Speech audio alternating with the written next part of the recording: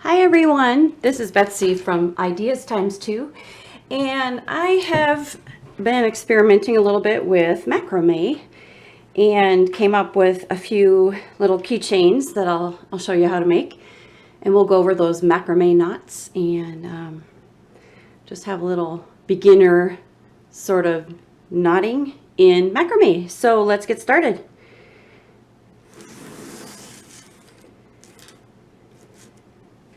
I'm going to show you how to do the knots on this gigantic embroidery hoop here and with some huge cord. Let me just start out by saying that these keychains were done with a very thin cord. The thickness is very thin. I did experiment. This one is the thinner cord, and I did experiment with a thicker cord, which is this one, and it looks like this. So comparing the two, they look like that. And I used this one. I preferred the look of that one. And the keychains are small, so I mean that worked fine. And this one is labeled as 3mm cord, and this one didn't have a label, but I don't know, kind of looks like 1.5 or maybe 1mm. So I can't tell you the exact thing because the label didn't say, but the thicknesses are quite different. All the keychains were made with the thinner one, except for this one. So, but we'll come to that in a minute. The first thing I'm going to do is show you the very basic macrame knots, like I said. So the way you start out making the keychains, most of them anyway, is by tying 2 lengths of cord onto a keychain ring. So, and this doesn't apply just to keychains. You would tie these on to whatever material you're using. So if you're using a dowel to make a wall hanging or a piece of driftwood or anything like that, the way you tie it on to your ring or your rod is going to be exactly the same. So let me just show you how to do that first. So you take a long length of cord. Now my keychains are only like 3 to 4 inches long, and so each cord I cut for the keychains was 50 inches, and that gives you plenty of room to work with for the keychain size. So here are my 2 lengths of cord in this giant size. So what you do first is you fold your length in half, and then find the middle. Middle's right here, and you just use that loop to tie onto your rod or your ring. And the way you do it is you just bring it over, bring the loop over, and then loop it under, and then bring your ends through that loop that you made. And then you just pull it tightly, like that. So I'll do another one. Our long length of cord, fold it in half, and at the fold, just put it underneath your item. Bring the ends through that loop, and just pull it tightly. So make sure those are nice and secure. Just keep pulling. All right. So like I said, these are just giant ones, so you can see the knots real clearly. So the first thing I'm going to do is show you a square knot, which is probably the basic knot in macrame. So these 2 cords together that you've tied on already become one unit. So you're going to be working with the right, you're going to be working with the left, and then the 2 middle ones are 1 unit, and that'll be your center cord, and you're going to wrap everything around those 2 center cords. So we'll start out with the left side. You bring your left side over, make a sort of little C there. You bring it over your core, and then you take your right side, put it over that horizontal part there. Bring your end up underneath that intersection and up through the loop, the first loop that you made, and then just pull each side. And there you have 1/2 of your square knot.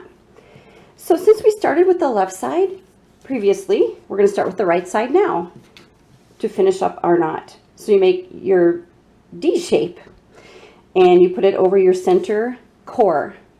Okay, and then you'll take your left side, put it over the horizontal sort of string you have there, and then bring it up under that intersection through that initial D loop that you made, and then just pull each side. So that is one completed square knot. Perfect. Now we're going to do it all over again. I'm going to show you one more time this square knot. Make your C, put the horizontal string over the core. You bring your right side end over your horizontal, underneath the intersection, and through your loop. Okay, pull it tightly. And then since that was the left side, now we continue on with the right side to complete our knot. Bring it over horizontal string, underneath through the intersection, and up through that initial loop that you made, and pull it tightly. Perfect. So that is two completed square knots. And that's how you make the square knots. And that is basically these keychains here, this one here, and part of this one here. That's all square knot. Oops, not in frame. Those are all square knots. Very basic stitch. Perfect. And now we'll move on to our square knot with the twist in just a second. All right, here we go with our square knot with the twist. And so that is on this keychain right here. And my camera doesn't automatically focus very well, so I'm going to try to just zoom in a little bit for you. So there is the twisted square knot. And then this keychain too has a twisted square knot strand in the center there. The other two sides, or each side of that, is the regular square knot.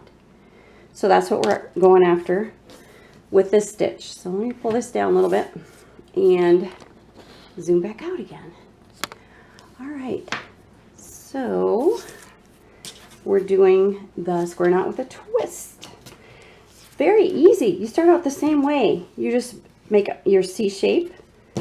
Let me move that right side out of the way for now. You take your C shape, put it over your center core, and do the exact same thing. You just set that there. Then you take your right side, put it over your horizontal string there, and under the intersection and through that initial loop that you made. So yeah, so that's exactly the same as we did before, except now comes the difference. Instead of using our right side like we did before with the regular square knot, we are going to do the same side constantly. We're going to do the same side the whole way. We don't have to mess with the other side at all. So here we go. We're just doing the same movements over and over again with our left side coming over, the right side getting tucked under and through the loop. And you will start to see very quickly here how it's going to start twisting. In fact is, it's already sticking straight up, wanting to twist this way. So perfect. So we're just going to keep going. I'm going to show you a few more stitches so you can actually see the twist happening. So it's kind of like a half square knot. I don't officially know if that's what they call it, but I call it a square knot with a twist. There we go. And you can see how it's twisting. So just be careful when you are doing the stitch to always have this edge is the one you start with, or the one you, I guess, do, the one you do and the one you start with. So I'll show you one more, but I'm running out of my example cord here. So always make sure, but as you can see, pretty soon the way you were doing it, it's twisting underneath. So you have to kind of rethink your movements, or you could just flip it over and then continue that way. So that's the only tricky part about that, is just keeping track of which edge you're actually working with. So that is that knot, and I'll be back with one more knot that I used for one of those keychains in just a minute. All right, so here we go. The stitch we're going to be doing now is called a half hitch, and I only used it in this one keychain. But what it is, it's this straight line that goes through the center there. Whoops. And then I used that straight line again down here at the bottom. So that is called a half hitch, and we're going to find out how to do that right now.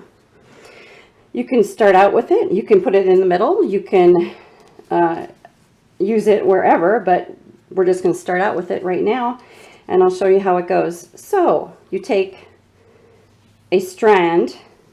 If you get into fancy patterns, you might start in the middle somewhere, but right now we're going to start at this edge over here.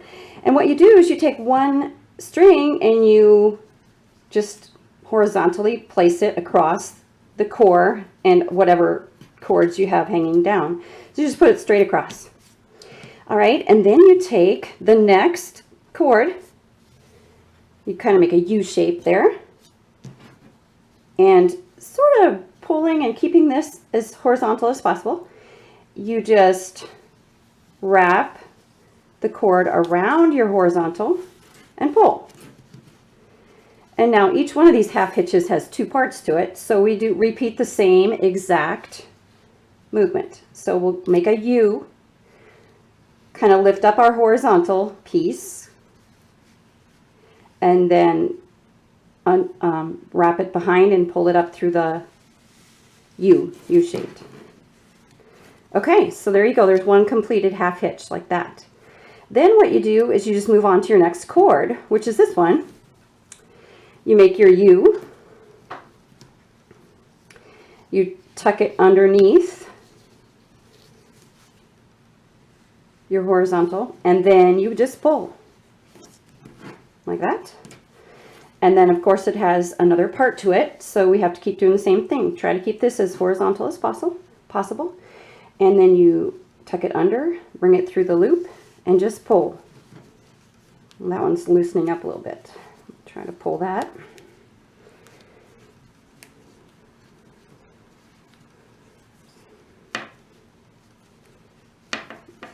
Whoops. Let me try that again.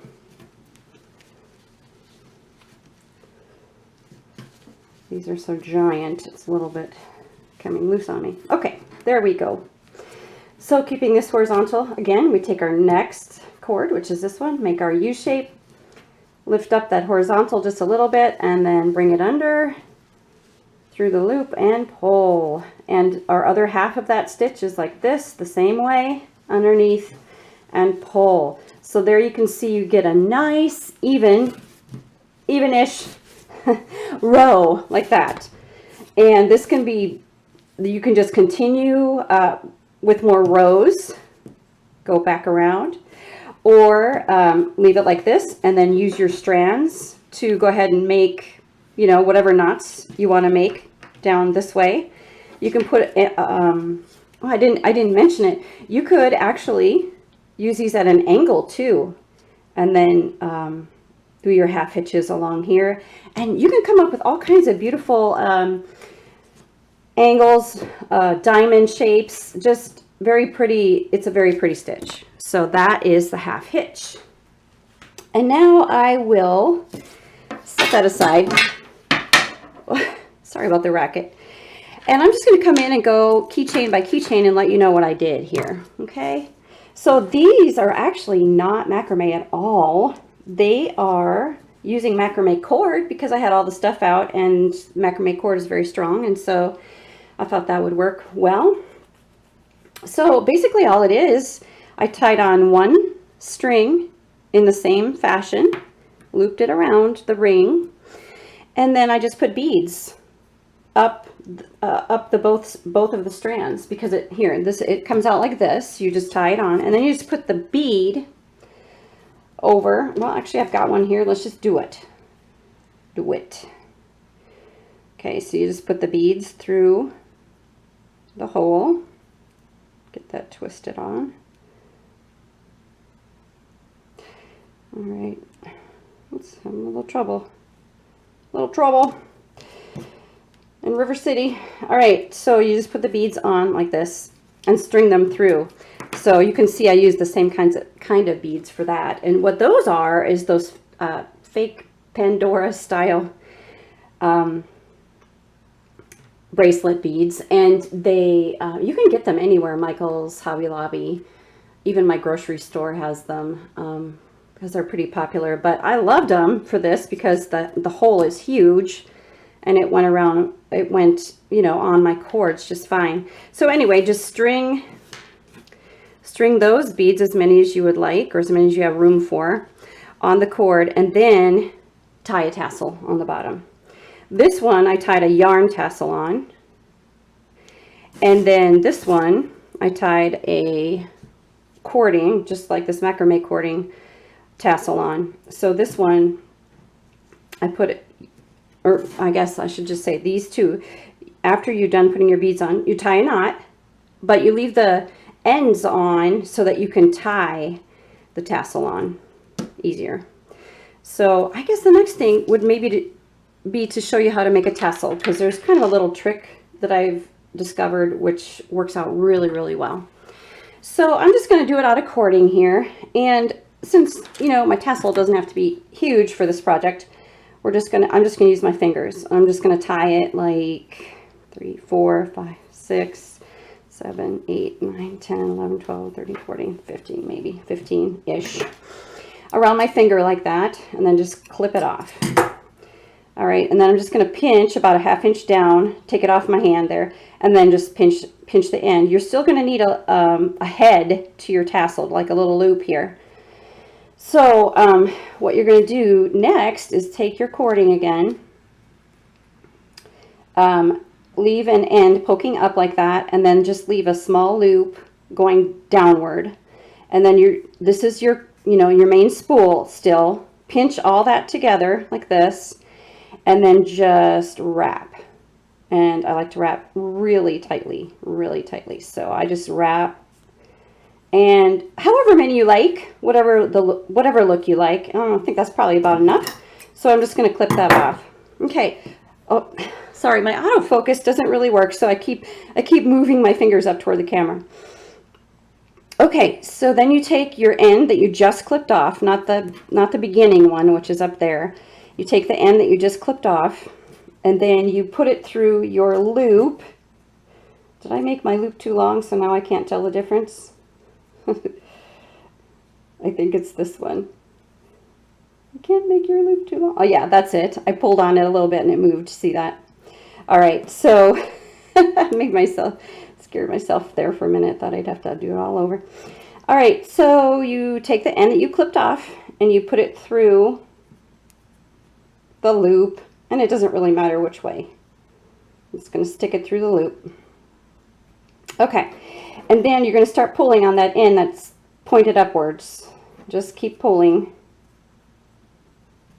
And then you see how that so that knot is pulling upward, and now your part that you clipped off is pulling upward, the end, and there it popped a little bit, and that means that it is secure underneath that wrapping. Now you could continue pulling and then knot your ends together and then tuck it under the wrap if you want to. I have never had a problem because I wrap pretty tightly. I've never had a problem with it coming undone. If I just clip it, go ahead and clip it right now with all those ends tucked under the wrap. So that's just the way I did it there. And then you would, you know, find your center here and wrap either a piece of yarn, whatever you want to use, or this cording, wrap it through there. Use the ends that you left long here, not wrap it, but poke it through there, and then just tie a knot and secure it to the ends of your cord that's left over. So then, of course, what you do, of course, you trim these down and cut the loops.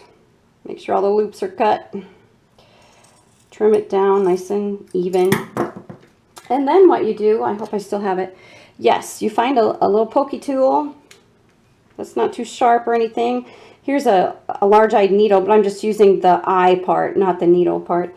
And you just poke it through the strands. Let me zoom in just a tiny bit. Sorry, I shut myself off. I think my camera thought I was turning it off. I zoomed in a little too much. All right, so anyway, so you just poke it through the plies of the cord and just start pulling. And it might take you, you know, 3, 4, 5 tries. Just keep going upward and separating those plies, and that's it. Now I'm not going to finish this on camera, but that's the basic way you do it. And you see how it's all nice and frayed, which is the look I like. I did that on, you know, all of these ones that I have. And with the yarn, look at how gorgeous and poofy that is. So that's cool. All right, so that is the way I made those 2 keychains. Now, let me scoop this mess out of the way. I'm going to go through the other keychains as well to kind of let you know what I did for each one, just in case you're interested. So this one is that square knot with the twist that I showed you all the way down, and then I just tied it and then kind of separated the strands of the leftover cord right there. And then, as you can see, of course, I dipped it in dye. I'm going to see if I have that package. Okay, I don't have the package, but it is by Tulip, and it's like the basic tie-dye shirt kit that you can buy. And I happen to get it at a garage sale, but I have seen them at Hobby Lobby. So it's just the Tulip brand, but you would dip this in water to soften the fibers a little bit and to help the dye to draw up into the cord. Instead of a dry cord, you have a wet cord. It works really well. I only put this in for, it was probably a minute, possibly a little bit longer.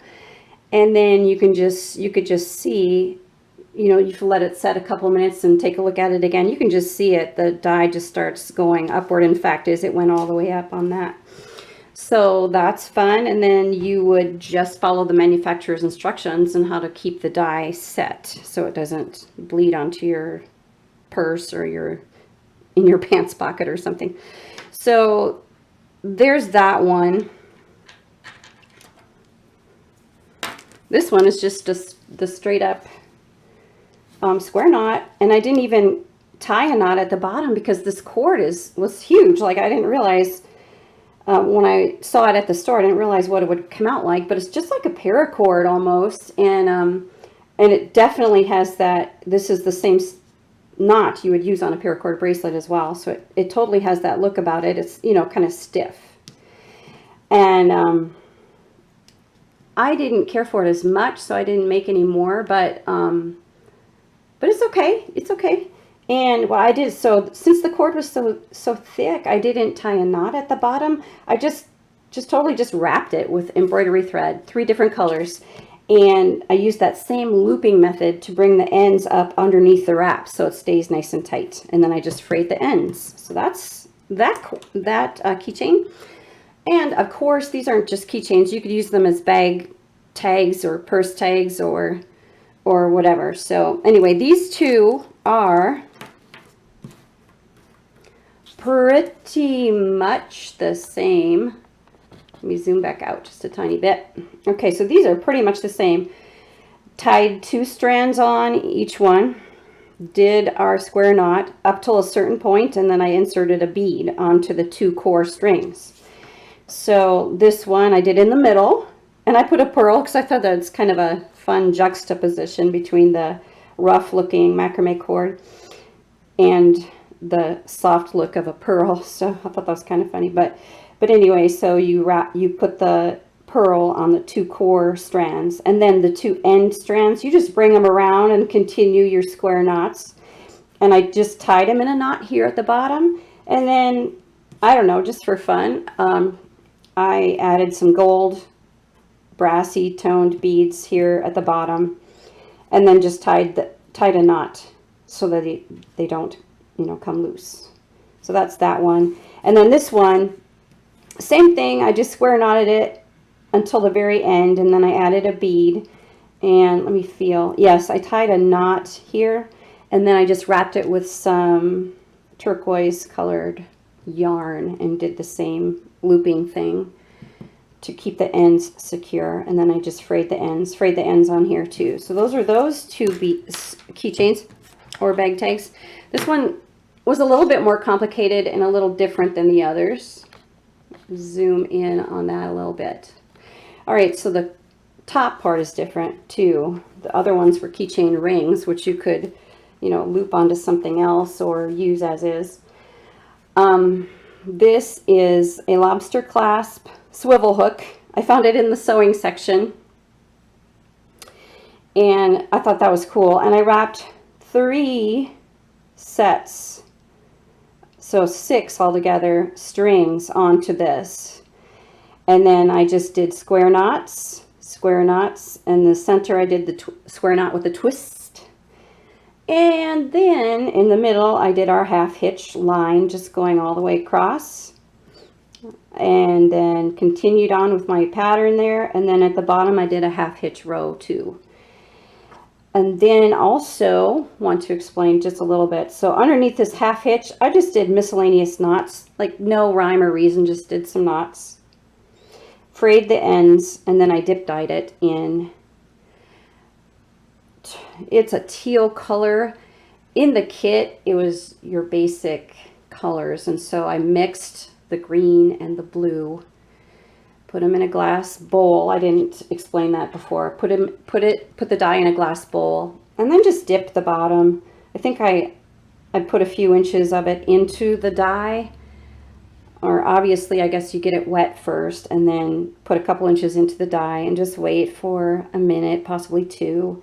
And then it just starts traveling upwards. And then make sure to read the manufacturer's instructions on your dye so that you know how to keep it color fast. But I love the way this one turned out. I think it's really fun. So anyway, maybe I'll give you something to look at here. Anyway, some cute, easy, fun projects on our YouTube channel and blog. So I hope you have a good day. Please like this video. Subscribe to our YouTube channel, which is fairly new, and we'd love to get more subscribers. And, you know, once we get to a certain point, we'll have giveaways and other fun stuff. But we appreciate you so much. And we also have a blog, ideas times2.com. So thank you all. Bye.